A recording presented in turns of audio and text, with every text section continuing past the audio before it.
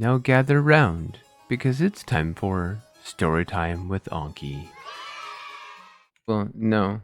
Well, I mean, yes, it is in my native language, but I mean, I, Better. I had to think about it a little bit, but yeah, I think I've come up with a story that I can tell you, and it is a funny story. It's me in my childhood doing more miscreant things that you shouldn't do.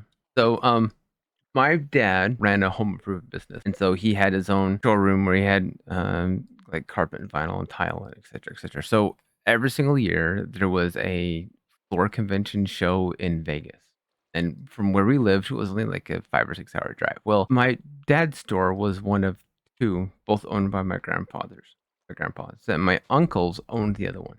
And so there was one year where, on a rare occasion, both my parents took me and my siblings, and my uncle grabbed their kids, and they went to the show. They took us with them, and they left us in the hotel room for 3 days. But you get a bunch of kids between the ages of like 5 and 16, things are gonna happen.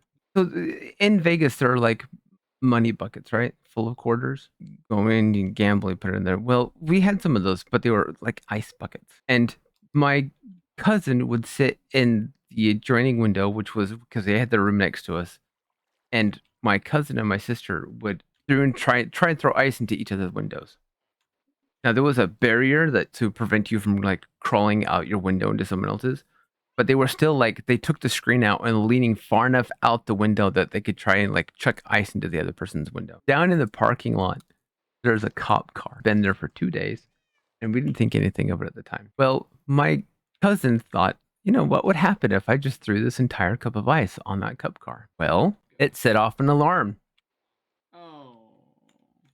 And another cop, about 5 minutes later, comes driving through the parking lot real slowly, gets out, sees the ice in the water, and we're all like crunched behind the window, slowly kind of like peeking up a little bit, like what's going on? Gets out and brushes the ice, looks around, gets back in the car, and drives off. My sister decided she was super bored, and so she was playing elevator bellhop.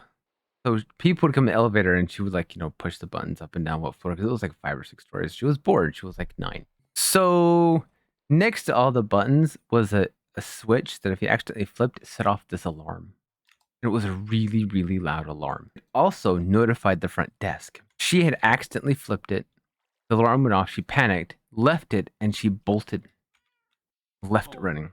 Well, again, about 5 to 10 minutes later, cops like walking down the hallway trying to figure out what the crap is going on. The alarm gets turned off, and we're like, "All right, that's it. We're all going to jail now. Please find us. We're all busted." And this kind of stuff went on for like a couple of days, throwing ice and up and down. My cousin was doing cartwheels back and forth, and we never really got in trouble. Although people knew where we were at, no one never really said anything to us. My parents and my uncle come. What did you guys do today? Oh, nothing. We played cards all day long. Well, there's nothing else to do. I'm surprised you didn't get in trouble. Well, if you did, we did. You'd know about it, I'm sure.